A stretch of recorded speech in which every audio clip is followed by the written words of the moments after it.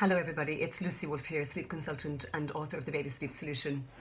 This morning I originally was going to post about some reasons why naps don't work for families, but as I was looking through my archives, I found a different article that I wanted to cover with you, and it was, what can you do when you feel you've already tried everything? Because that's what a lot of us suggest when we've been struggling with our children's sleep, that we've tried everything and nothing seems to work. So I'm just going to give you a couple of little pointers that maybe you could begin to introduce over the next couple of days that would make things a little bit easier. If you're watching this on my Instagram, make sure you look at the IGTV channel so that you see the full segment, because you only see a little bit here on my feed.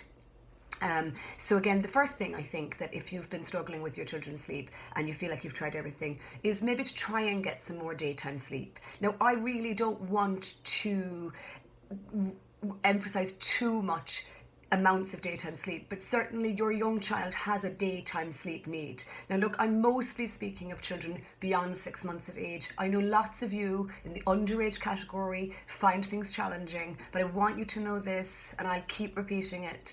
Until your baby is at least 6 months of age, whatever you're experiencing is not necessarily a problem that needs changing.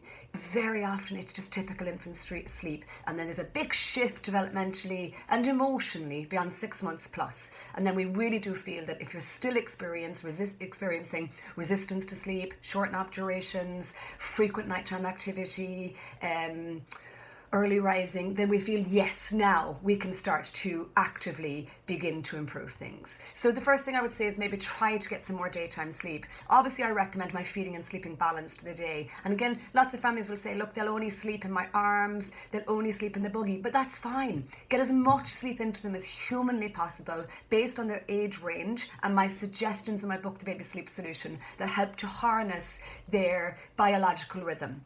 And again, if you have a better balance between daytime sleeping and your nighttime will tend to start to improve. You can see in my stories today, I'm working with the two darlings, and they're already, that's all they're doing. They're doing a feeding and sleeping balance, and already EMA is reporting improvements where that's concerned. So the other thing I would always encourage you to do when you feel you've already tried everything is do try the earlier bedtime. I know I am probably like a broken record, but do try an earlier bedtime. Go with my magic number line, follow the nap gap dynamic in tandem with getting more daytime sleep in any way that works, and go with the slightly earlier bedtime. Lots of you will be doing a bedtime around 7:30, and I get messages from lots of you saying, I've tried everything in your book and nothing seems to be working. Your bedtime's not early enough. And again, you need to bring forward bedtime at the very beginning of sleep work, to probably starting a bedtime routine around 6:30 and aiming to be in the cot around 6:50, and then aiming to be asleep somewhere around between 7 and 8. But if you don't go early,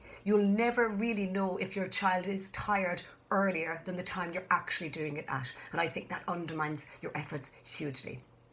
The third point I would make is that lots of you are trying to leave and you keep coming back and forth, and you give a little bit of a mixed message to your child. So again, when they're going to sleep, if they're not open to you leaving, then just stay.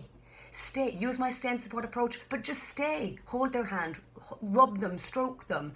You can improve on that as time goes by. But in tandem with making these adjustments, if we stop that dance, so if you always try to leave but you always come back, then I feel that you're building up a cycle of upset in some instances, and also you do what I call this dance where you leave but you always come back. Just stay and improve things by staying, and then you can gradually remove yourself. Not staying is not critical in most cases. Having less input becomes important, but that doesn't mean to say you don't need to stay. And lots of you would love to be able to put them in and walk away, but again, sometimes you need to reverse the cycle and just commit to staying initially and then gradually working you through my stages of sleep. The other change I'd probably encourage families to make, if you haven't already, is to move your final feed entirely separate to sleep. Try not to worry about hunger. Feeding your child close to sleep time, and if your child then fails to maintain their nighttime sleep, outside of typical brief wakings or required nighttime feeding, then if the feed is too close to sleep time, it will undermine their ability to stay asleep in the overnight period. So do yourselves a favour by, for even just a few days, doing the final feed maybe an hour before bedtime. I typically say somewhere between an hour and 45 minutes clearance between your final feed and bedtime. And again, I have heard all of the objections that come with this particular piece. And again, the biggest one would be that they won't take the feed unless it's given in a darkened room in a sleepy capacity. And again, I would just try to create a separation so that then you are certain your child is able to put themselves to sleep. And then that opens up their ability to start to stay asleep. It's not about making them hungry. It's none of those things. But it's the brain that sleeps. It's not the stomach. So just to bear that in mind. The final piece that I'm going to give you for today is to try longer. Try for longer to help your child sleep better. Make the changes and hang in there. It genuinely takes 3 to 4 weeks to resolve the majority of sleep problems. Yes, you'll see improvements within the first 7 to 10 days, but it goes up and it goes down. It takes a while for sleep to improve. So very often people who I'm working with, we might see an almost sleeping through the night by about night 10. But we might not see it again for another week because it just takes time for the brain and the body to catch up. So again, try for long enough. And again, I think that obviously if you're doing something for nearly a month and it's not working, there are elements in there that need different adjustments too. What they might be, I don't know without a full review of your notes, but I want you to know that there is always an answer, whether it's based on the type of work that I do or whether it's a slightly underlying medical issue. There will always be an answer that's creating the barrier to all of your efforts to help your children sleep better.